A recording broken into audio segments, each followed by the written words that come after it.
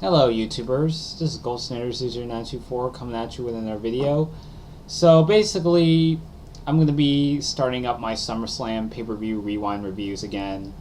SummerSlam is around the corner, and I figured, just why not, go back and rewatch some of the SummerSlams that have occurred over the years, and basically give my thoughts regarding each particular show.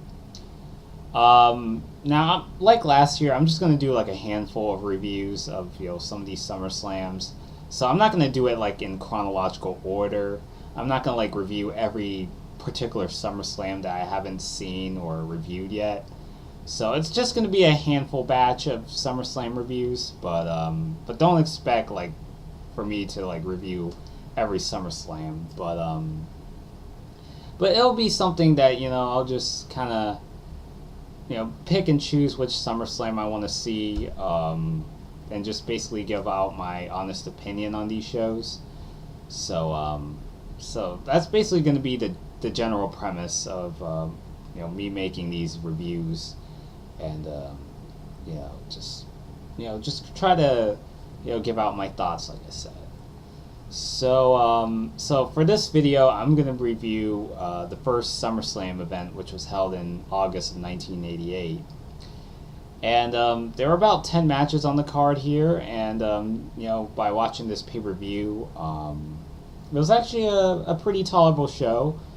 I know there have been some critics out there that give this first SummerSlam pay-per-view pretty harsh reviews. I didn't think it was all that bad, even from the first time I'm watching it. Now, this, because this was held in 1988, I wasn't born at the time, so I can't really give out, I can't act like I actually lived through this particular decade or time period. So, SummerSlam 1988 was definitely, a pay-per-view that really set the standard for a lot of SummerSlams that came afterwards. I mean, it garnered a pretty sufficient buy rate, 4.5. So it was pretty good number amount for, WWE to continue with the SummerSlam pay-per-view. Some of these filler matches were pretty easy to bear through. But I think we could do, some of the TV quality matches could basically do without. But there were actually a couple matches I would recommend for you guys. And the first match was, to open up the card, was a tag team match between the British Bulldogs and the Fabulous Rougeau brothers. And this was a pretty significant match. Ran for nearly 20 minutes or so. The Bulldogs and the Rougeau brothers, they went at it, and the Bulldogs were really over. Especially like in the mid to late 1980s. They feuded with guys like the Hart Foundation, and those sort of tag teams. And the Rougeau brothers, I'm not too familiar with them necessarily. They were a tag team that wrestled from Canada, and the Bulldogs also wrestled in they wrestled in Canada in a wrestling company called Stampede Wrestling, which was owned by Stu Hart, and and the rest of the Hart family contributed to the operation of Stampede Wrestling. So these two teams really had a pretty good performance. This is probably one of the longest tag team matches and one of the longest opening matches in pay-per-view wrestling history. That along with Brett versus Owen, and but this match was actually good for what it was. The only downside to it was the finish, and because the match ran for a pretty long time, the match ended in a no contest, and I think that's one of those things that kind of peeves me, especially since this was like pretty much the first ever SummerSlam match, and it ended in like a no contest. So I thought that was a pretty questionable decision on their part. And they didn't even restart the match afterwards. So I think they could maybe cut back on some of the little TV matches that didn't last very long. I think they could have cut down some of those filler matches that came afterwards. But yeah, Bulldogs and Rochelle Brothers was actually a pretty good match, I will say. There was actually a altercation that I read somewhere that there was like some incident that happened a little after this. Like there was like Dynamite Kid got his teeth knocked out by one of the Rougeau brothers, and and there was and the altercation was very heated to the point where the Bulldogs left the WWF around that time. Yeah, so I mean I'm not sure what had happened, but I mean the Bulldogs still continued wrestling, and when they went back to Stampede Wrestling for a bit, and then they wrestled in Japan for a while, and then basically they broke up by the early '90s. So yeah, so I really like the British Bulldogs as here in their performance. But it was actually a pretty good match, I would say. So yes, a match that I probably would recommend for some of you viewers here. So yeah, there you go with the opening match. And basically the matches after this, the three matches, didn't really last very long. There weren't really anything to write home about. And basically you had Bad News Brown and Ken Patera. A pretty average match. Ken Patera did like a bear hug, and Bad News Brown getting a little bit of offense. So there were a couple of rest holds here and there. The crowd was still pretty active, even despite some of the slow pacing of the match. And Bad News Brown won with the enziguri, or what his finisher was at the time was the I can't believe the name of the finisher, but it was the Ghetto Blaster. Yeah, so the Ghetto Blaster was basically an enziguri, and basically that's how Bad News Brown won the match. Yeah, so like I said, it didn't last very long. It was basically over before you know it. So I mean, it was a pretty average match. That was just kind of there, really. And then you had Rick Rude against Junkyard Dog. So basically, Rick Rude came out and then basically was wearing a trunks that has the image of Jake the Snake Roberts' wife, and basically, he was just basically taunting throughout most part of the match. I mean, it's really a shame none of these two wrestlers aren't around anymore. But yeah, Rick Rude, a very underrated worker. He feuded with guys like the Ultimate Warrior, and and even joined the Dangerous Alliance with Paul Heyman at one point. So yeah, and Junkyard Dog, they both went at it for a couple minutes, and then it ended in a disqualification with Jake the Snake Roberts coming out and costing Junkyard Dog the match when he attacked Rick Rude. So yeah, so Rick won by disqualification. I'm not really sure why it wasn't Jake Roberts versus Rick Rude, especially given the build-up leading into this pay-per-view. And it's not like Jake the Snake wasn't injured or anything, because he had a match with Hercules later that night. But I never really understood why that happened, or why they didn't do the feud here. But I mean, this is kind of a match that you would see on Superstars of Wrestling. But yeah, this match was just kind of there, really. And then you had Powers of Pain versus the Bolsheviks. Basically a short tag team match. And Powers of Pain beat the Bolsheviks in this match. Yeah, it's just not really too much to discuss about either. And then you also had the Intercontinental Title. You had the Honky Tonk Man, who was supposed to defend the belt against Brutus Beefcake. And, Brutus Beefcake eventually got kayfabe injured. And basically what kayfabe is that it's worked, it's very staged, something that where the wrestler gets hurt during a storyline or to advance a particular storyline. So eventually, the Honky Tonk Man, doesn't have an opponent to face, and he does like this open challenge. So by this up to this point, the Honky Tonk Man had held that belt since June of 1987, and basically he won the belt from Ricky Steamboat during that time, and basically he was supposed to be like a transitional champion from some of the reports I've read, and eventually Jake the Snake was supposed to get the belt. But eventually plans changed. The Honky Tonk Man smashed Jake Roberts with the guitar, and basically held that belt for pretty much most of 1988.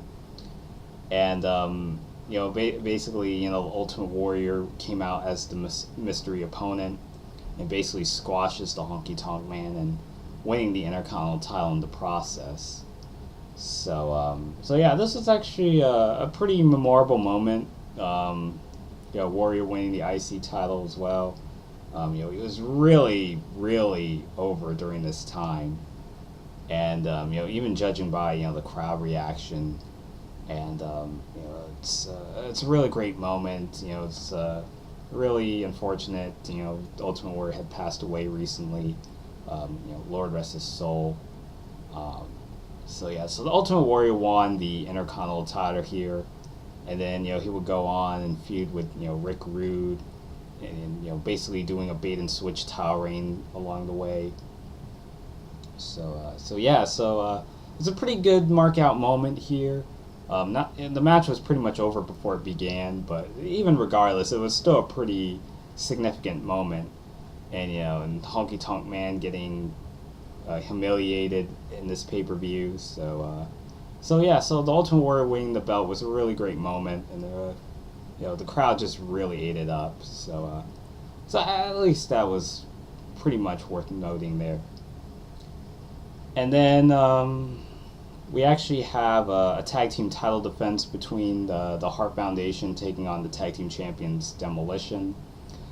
So this was actually a pretty good match. It often gets kind of overshadowed by the 2 out of 3 falls match that they had at SummerSlam 1990.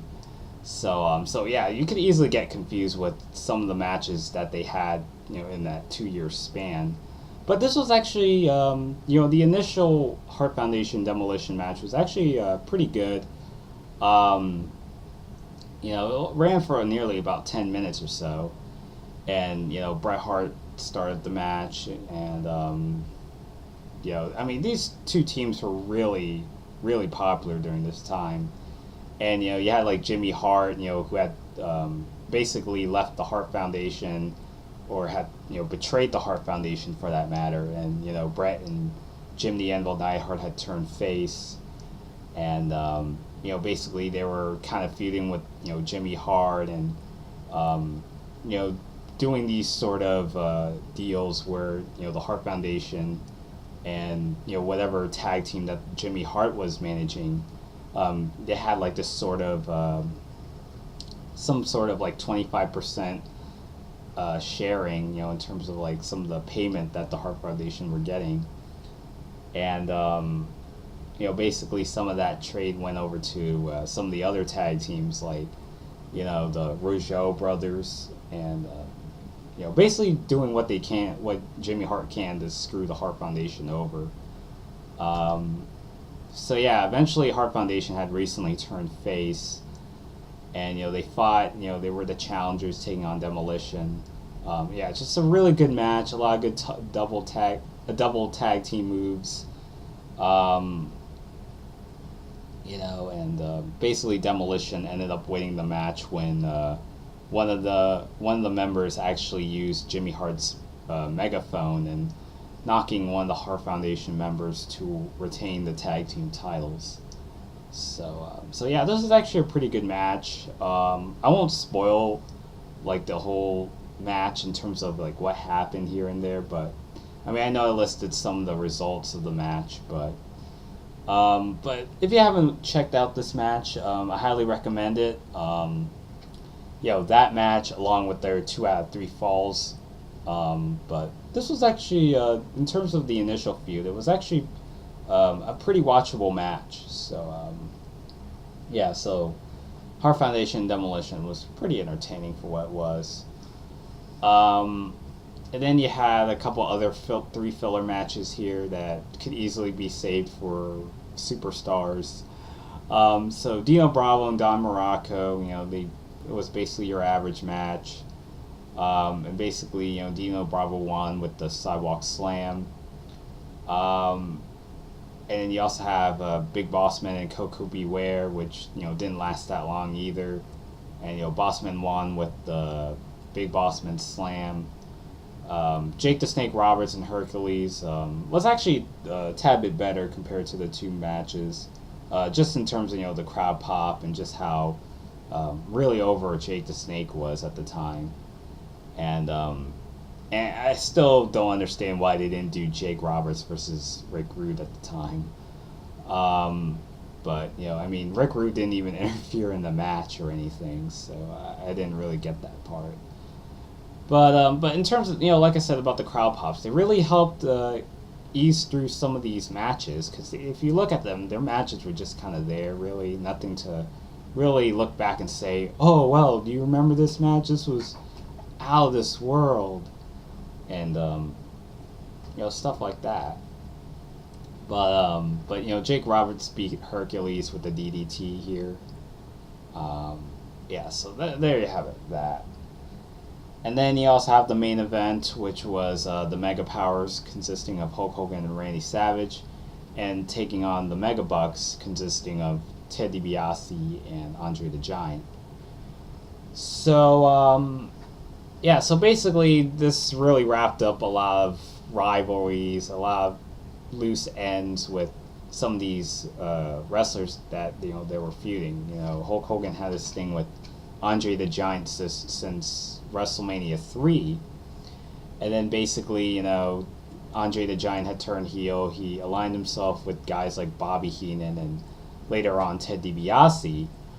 And then Saturday night's main event, there was a lot of controversy going loose during the WrestleMania 3 rematch. So eventually Hulk Hogan had to the belt that Hulk Hogan had, the WWF title got vacated, so they did that tournament at WrestleMania 4, and Randy Savage would end up winning the tournament and the WWF title with the help of Hulk Hogan when he fought, when Randy Savage fought Ted DiBiase, and so Randy Savage won the WWF title there.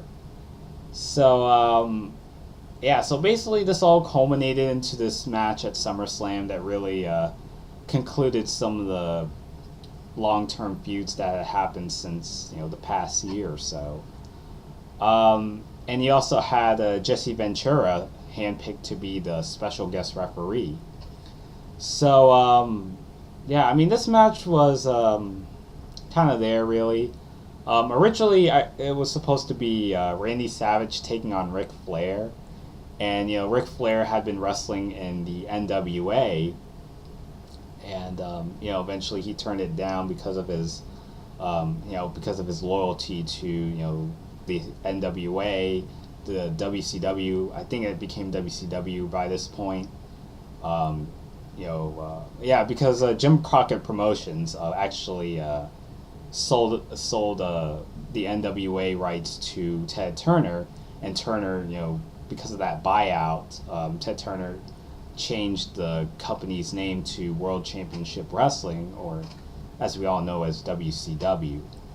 So so eventually plans fell through, and it wasn't until many years later that Savage Flair happened at WrestleMania 8. But getting back to the tag team main event, the match was mostly remembered for the moment where Miss Elizabeth showcased her skirt.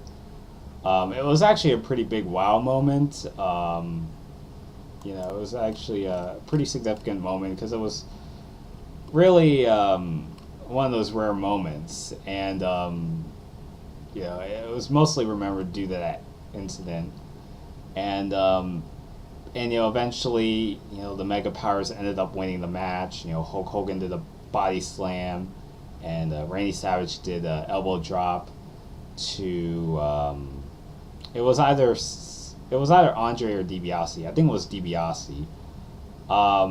So Macho Man did like an elbow drop, and Hulk Hogan, being the legal man, went on and did a running leg drop that he normally does, and basically won the match there. So so I mean, this match was just kind of something you would see on TV. I mean, I know SummerSlam 1988 and WrestleMania have so much in common when it comes to just the structuring of the match cards and the main events being tag team matches. But I mean, overall, SummerSlam 1988 was a pretty significant pay-per-view. Maybe not in terms of match quality as people perceive it, but in terms of some of the financial revenues. Because I mean, I know there's critics out there that just come here and just trash some of the matches and just the overall show itself. But to be honest, I mean, if it wasn't, if the card was if the event was really that bad, then why did WWF decide to continue with the SummerSlam pay-per-view? This pay-per-view. I mean, there have been better SummerSlams over the years, but I could give credit where credit is due with this inaugural SummerSlam pay-per-view. It's not like spectacular. I don't think it's all that terrible either. I mean, it's not like a WrestleMania where I consider it the worst. But like I said, there could have been some filler matches that could have been taken away, and maybe given some marquee matches that could have been given a little more time. But overall, SummerSlam 1988 was a pretty solid way to kickstart the tradition of SummerSlam as we all know today. So it was actually it was pretty easy to get through. I mean, especially with the venue and the crowd atmosphere and stuff like that. I think they really helped get through some of these matches, and that's really my thoughts on SummerSlam 1988. So just leave your thoughts down in the description box down below, and let me know what you think about this pay-per-view. So till next time, this is Gold Standards, is your 924 signing out.